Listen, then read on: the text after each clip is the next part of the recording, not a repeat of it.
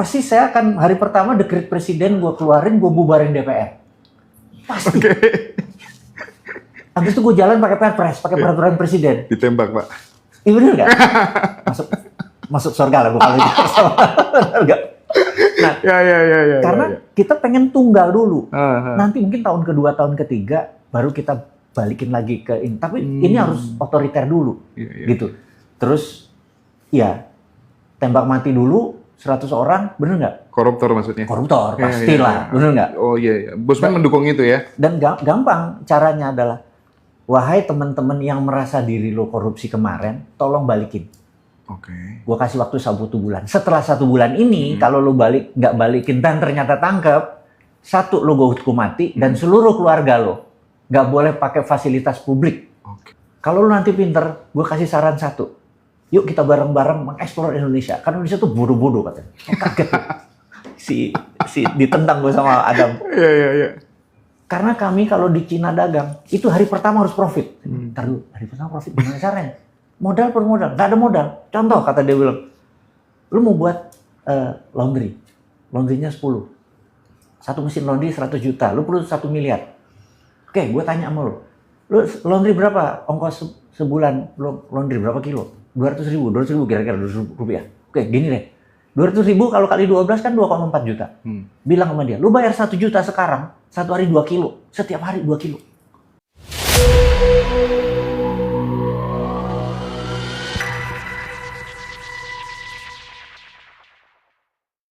Ya, Pak, gitu, banyak yang tanya bagaimana caranya join di aplikasi dan lain sebagainya, gimana? Pengen join di Dinaran ada di Google Play, ada iOS.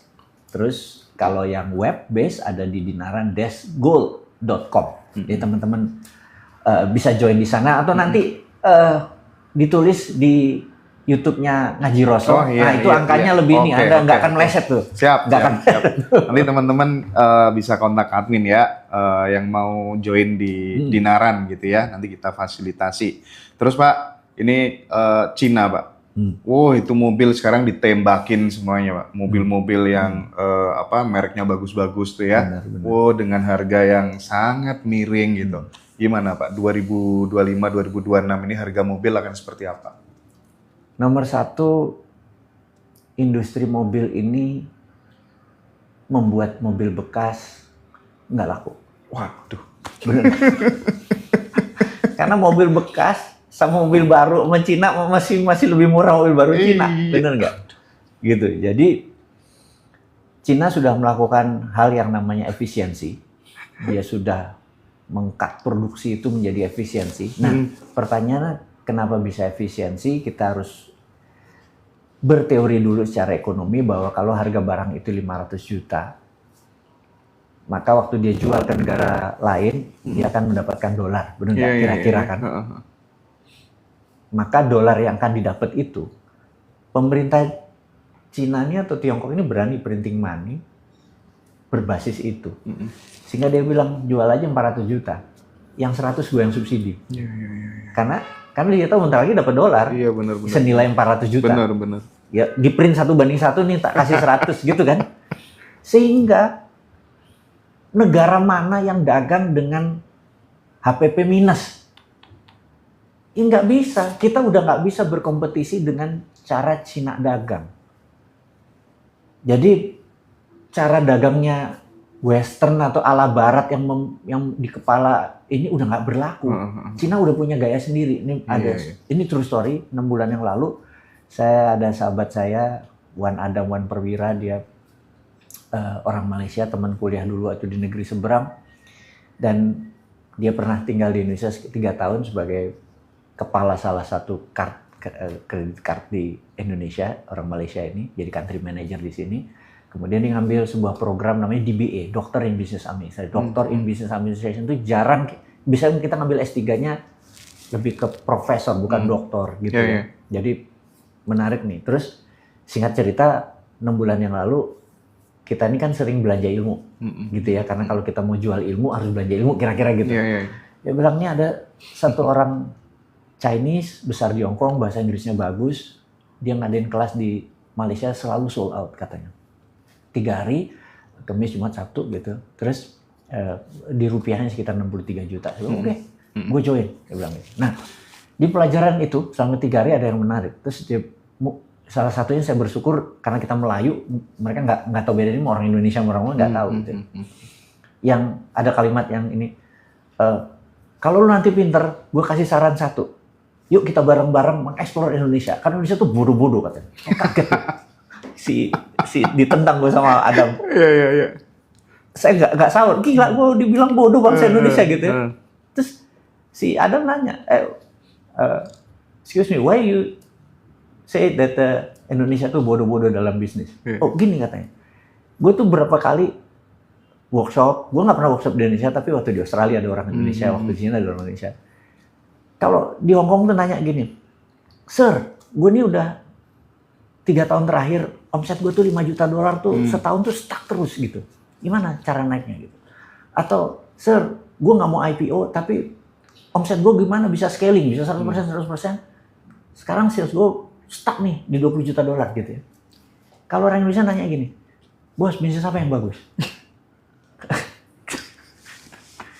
Ini langit dan bumi kan ya? Pertanyaan itu sangat basic.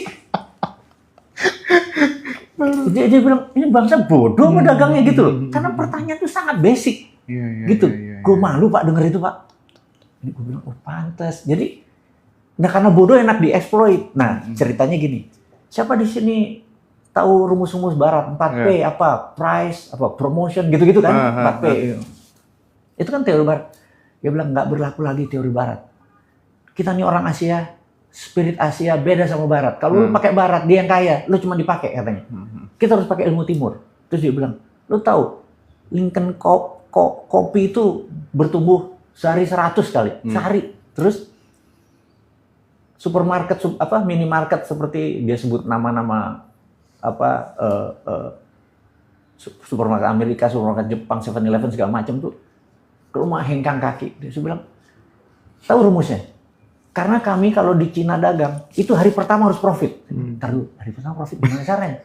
Modal per modal, nggak ada modal. Contoh, kata dia bilang, lu mau buat laundry. Laundrynya 10. Satu mesin laundry 100 juta, lu perlu 1 miliar. Oke, gue tanya sama lu. Lu laundry berapa? Ongkos sebulan laundry berapa kilo? 200 ribu kira-kira 200 rupiah. Oke, gini deh. 200 ribu kalau kali 12 kan 2,4 juta.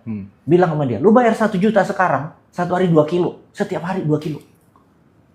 Jadi lu ambil tuh. Jadi kalau ada 1.000 orang, lu udah balik modal. Hari pertama. Jadi nggak pakai rumus barat, marketing lah, ini presentasi, nggak ada. Lu cari, kalau nggak dan 1.000, gue sedagang, kata dia gitu. Terus, lu berapa ke Indomaret katanya? Sebulan berapa? 500 ribu, oke, kalikan 12 dolar, 6 juta. Bayar 3 juta sekarang, setiap hari 4 barang. Gila nggak? Jadi begitu udah sekian, udah balik modal dia katanya. Dan dia langsung nawar, jadi semua itu diubah bener-bener sama si cara Cina berpikir. Saya bilang, pantas lu tajir, lu nggak? Digas. Nah, prakteknya di Indonesia. Kita buat perusahaan di Malaysia nih, praktek di Indonesia. Kita buat laundry lah, kita buat ini. Tutup itu Indomaret, dia tahu Indomaret, apa mau dia bilang, ubah kita semua. Saya pikir nih, ini Cina nih game changing ini. Gitu, apa-apa ditarik ke depan. Jadi modal nggak ada. Karena itu lu bisa punya 100 laundry dalam sekali bangun. Lu bisa punya sekian minimarket sekali bangun, kata dia gitu. Karena lu udah secure market. Lu ambil di depan, dia udah bayar. Tinggal yang sisanya lu profit katanya. Agak gendeng, Pak. Gue bilang, ini bener kalau di Indonesia itu bodoh-bodoh nanya basic, gue bisnis apa ya Pak? Ini gue punya segini, invest di mana ya Pak? Masih basic pertanyaannya. Dan itu saya pikir banyak teman-teman yang loro hati dengan omongan begini, bener nggak? Tapi yang penting lo digambarin tuh penting. Jangan-jangan lo mengurang banyak sakit hatinya gitu loh. Gimana lo bisa ngomong ke dalam, lo nggak pernah sakit hati? Gitu kan? Ya itu versi. Pak, terakhir ini mungkin terakhir ya. Jawaban jujur dari Bosman, kenapa sih kok tidak langsung aja terjun ke politik gitu ya, supaya kemudian SBF-nya tidak diterapkan secara parsial, tapi memang benar-benar ide sovereign wealth fund itu benar-benar diterapkan secara totalitas ketika kemudian Bosman terjun langsung ke dunia politik itu. Alasannya kenapa? Menarik. Kita tuh punya new mind atau pemikiran baru. Jadi selama pemikirannya tidak baru, perilakunya nggak akan baru. Oke. Gitu. Nah, collective belief ini, jadi pertama ini ada namanya personal belief. Misalnya saya punya mimpi gitu ya. Nah, mimpi saya ini kalah dengan collective belief, dengan mimpi bersama. Iya. Contoh nih, ada busway isinya 50 penumpang, terus saya berdiri tengah jalan. Gue sakti nih. Gue nggak akan mati ditabrak, bener nggak? Yang 50 orang di atas tuh mampus. Gue kalah collective belief. Bener kan? Iya. Ya mampus lah gitu. Iya, benar. Nah, jadi karena belief gitu ya. Nah, balik lagi. Saat ini kita bergerak dengan menu mind gitu ya. Sebenarnya menu mind tuh di sini ada rasa oposisi, rasa gubernur itu memang akal-akalan kita. Ada gitu sate gede. Iya gitu, itu akal-akalan. Terus kita ada dinaran, terus kita ada produk-produk kita yang lain. Tujuannya adalah kita pelan-pelan dulu membuktikan bahwa produk ini diterima ke masyarakat. Jadi kita pikir sambil mengeducate. Jadi saya pikir 2034 gini, saya bukan pengen menjabat. Tapi saya pengen ideologi ini, saya ideolog. Ideologi ini, pemahaman ini difahami oleh generasi muda yang tidak terkontaminasi oleh jabatan yang kemarin. Oke. Harus clear. Iya. Jadi anak-anak muda ini yang usianya yang milenial, 43 ke bawah, umurnya saya jejelin terus. Sehingga marahnya mereka itu produktif. Dan mereka harus punya jam terbang dulu nih. Punya jam terbang dulu. Karena kalau saya sendirian, menerapkan gini, saya benar-benar harus megang power. Saya harus jadi nomor satu, megang power. Nah, pada saat untuk megang power saya absolut, gimana megang power itu absolut? Nah, absolut pasti ditentang kan? Pasti saya akan hari pertama dekret presiden gue keluarin, gue bubarin DPR. Pasti. Habis itu gue jalan pakai perpres, pakai peraturan presiden. Ditembak, Pak. Iya bener nggak? Masuk surga lah gue kalau gitu. Enggak. Nah, karena kita pengen tunggal dulu. Nanti mungkin tahun kedua, tahun ketiga baru kita balikin lagi ke ini. Tapi ini harus otoriter dulu, gitu. Terus, ya tembak mati dulu 100 orang, bener nggak? Koruptor maksudnya? Koruptor, pastilah, bener nggak? Oh iya. Bosman mendukung itu ya? Dan gampang caranya adalah, wahai teman-teman yang merasa diri lo korupsi kemarin, tolong balikin. Oke. Gua kasih waktu 1 bulan. Setelah 1 bulan ini, kalau lo nggak balikin dan ternyata tangkap, 1 lo gue hukum mati dan seluruh keluarga lo nggak boleh pakai fasilitas publik. Oke. Jadi dia nggak boleh pakai ke rumah sakit publik, jalan publik, lo pakai yang swasta doang, karena lo nggak berhak, gitu. Dan kakaknya ditandain dia nggak boleh jadi tentara, nggak boleh jadi polisi, nggak boleh jadi pegawai negeri, nggak boleh. Lo sisi swasta aja, gitu. Selain dimiskinkan kan, gitu. Karena itu harus diterapkan dulu nomor 1. Menurutku begitu itu bersih, bener nggak? Nah baru kita menyelesaikan. Nah menyelesaikan cuma ide doang. Begitu semua udah pinter, gue juga resign. Udah yang muda-muda yang jalanin, gue cuma buka doang. Nah sekali lagi balik, saya bukan malu politik. Malu politik itu di otak A, ngomongnya B, perilakunya C. Efeknya D, bener nggak? Gue nggak bisa nebak, nggak fun menurut gue versi kayak gitu. Karena di bisnis menarik di bisnis itu. Business is united. Iya. Karena politik itu divided, membagi, iya kan? Sampai sekarang residunya masih kebagi. Betul. Tapi bisnis united, mau lo menyembah berhala, kayak lo mau ini orientasinya profit, bener nggak? Jadi di dalam berbisnis kita bersinergi gitu. Nah, jadi saya pikir kita nggak usah bicara politik dulu, tapi ideologi ini akan terus cara cerdas bernegara ini. Saya pikir dengan 1000 video selesai. Ternyata begitu Trump begini, mereka bilang ini gimana cara bernegaranya Trump ya? Terus gimana Putin bernegaranya? Terus kok terus Bukele yang ini kok keren juga pakai Bitcoin. Kok ini bergerak terus gitu ya? Terus MBS ini Muhammad bin Salman 2017 di umur 30-an. Terus merubah game changing Saudi yang cewek boleh nyetir, ada hak ini, terus ada bioskop, ngagetin dunia kan, gitu. Terus dan growth-nya Saudi menjadi berbeda permainannya, gitu. Nah hal-hal seperti gini banyak yang nanya, Bosman ini gimana diajarinnya, ini gimana sih bermainnya? Saya pikir kok jadi nggak kelar-kelar karena dunia ini begitu dinamis dan penting anak muda ngerti cara bernegara, terus mengerti cara make money. Saya pikir udah deh, ideologi saya terus diterapkan di channel-channelnya Bosman. Walaupun sekarang ini kita lagi selected, kita bener-bener lagi memilah bener-bener yang join. Ini maaf ngomong ya, saya ngomong apa adanya ke teman-teman semua. Timnya Bosman yang sekitar 11 orang di sosial media memutuskan untuk kita hanya mau mencari follower yang mau kaya atau yang sudah kaya dan mau berkolaborasi. Kita nggak peduli sama ideologinya dia. Nah biasanya kalau Bosman sudah melihat Habib, gua unfollow. Terima kasih. Gue mau clear. Jadi mungkin agak sedikit berkurang karena kita lagi buang-buangin. Alias kita nyari yang kantongnya tebal. Bener nggak? Yang terus mau berteman, mau kaya. Ada yang kantongnya tipis tapi mau kaya. Nah kaya itu kan pakai pasti koneksi kan.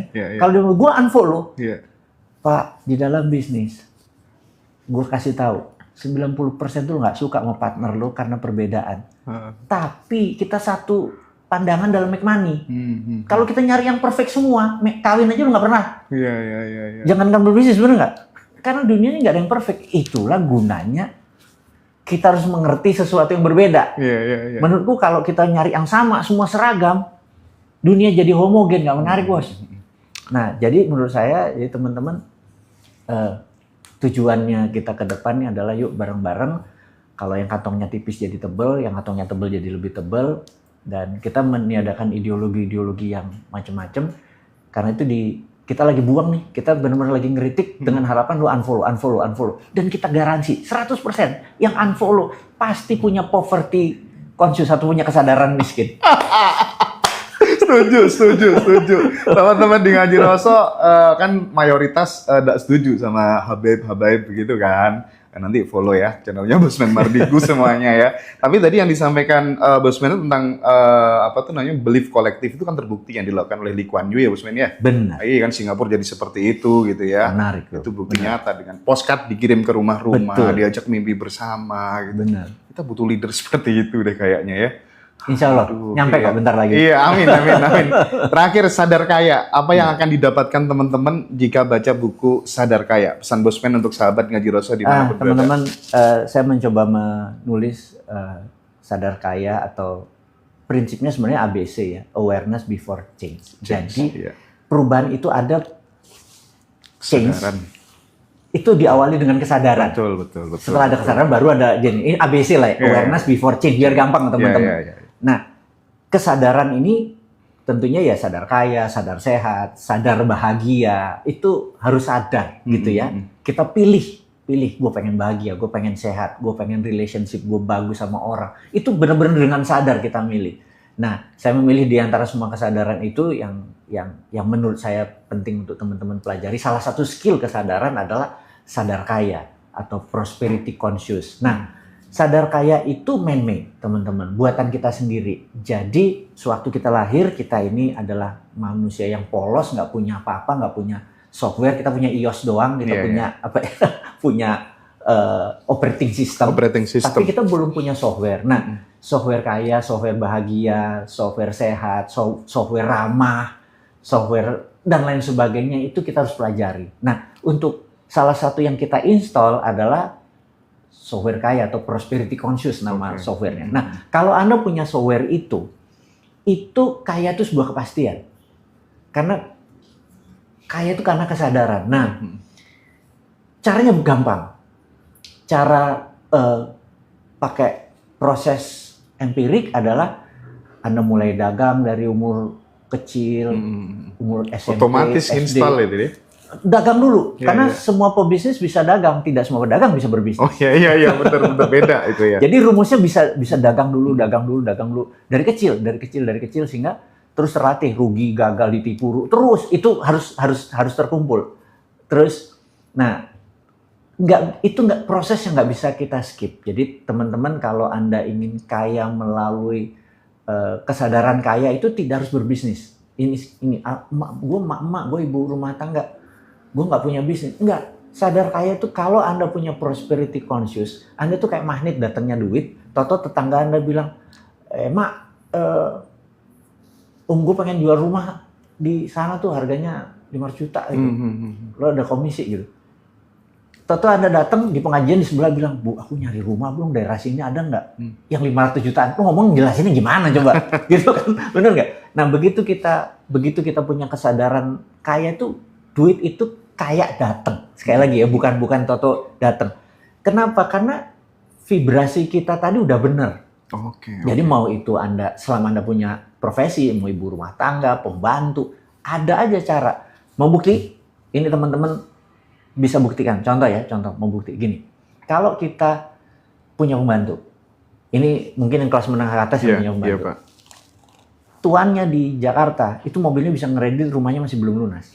Pembantunya di kampung, rumahnya milik loh. Betul. Padahal gajinya cuma 2-3 juta. Iya. Bisa ya gitu kan? Nah, sesungguhnya yang punya prosperity conscious itu pembantunya. Bener juga ya. Iya. Nah itu kira-kira. Jadi teman-teman kalau belajar lewat buku, insya Allah bisa. Terus kalau ada workshop, Bosman sebenarnya workshop itu hanya untuk nyetel vibrasi. Tetapi menggabungkan 300 dengan saudara baru, itu lebih powerful. Bener nggak? Belum lagi sharing bisnis. Itu lagi. Nah, gitu. Kan. Nah, dulu kita kan berteman paling masa kuliah lah kita punya teman. 20 tahun lewat kuliah atau 20 tahun tamat SMA lah, Anda nggak kuliah. Teman Anda tuh selected. Nah, gimana teman Anda mau membesar? Mau nggak mau Anda harus berkomunitas. Bosman ini ngajak berkomunitas bareng Bosman. Tidak ada struktur, tidak ada organisasi, bukan ormas, bukan organisasi politik juga, orpol, bukan. Kita sama ngumpul aja. Jadi mungkin ini terakhir pesan teman-teman. Jadi ada buku namanya The Richest Man from Babylon. Itu ada orang kaya di zaman Babilonia, namanya Arkad. Arkad ini The Richest Man from Babylon ini, dia memberikan 10 manuskrip yang terus sekarang ada di Museum of London.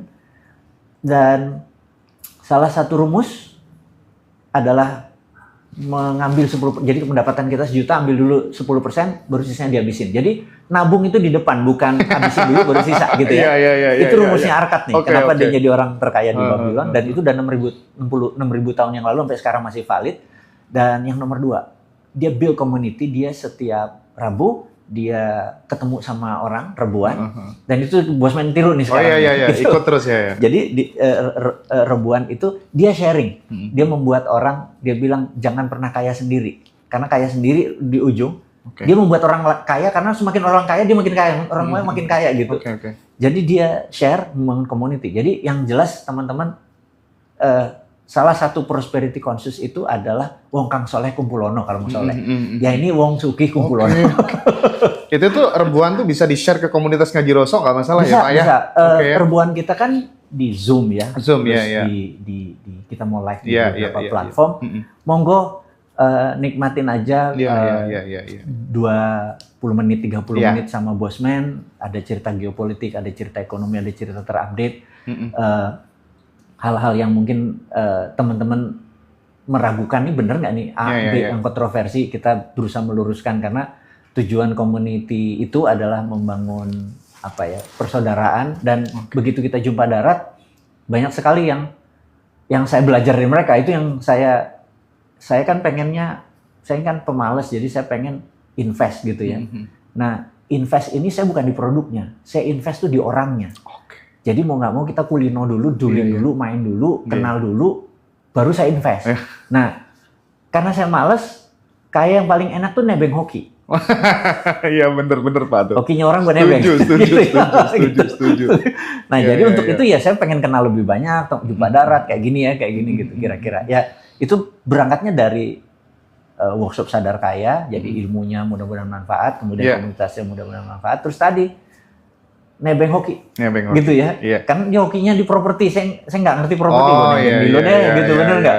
Gitu. Tapi orangnya yang kita cari kan yang trustable, yang amanah, yang al-amin gitu ya. Kalau Nabi Muhammad kan al-amin dulu baru Islam ya.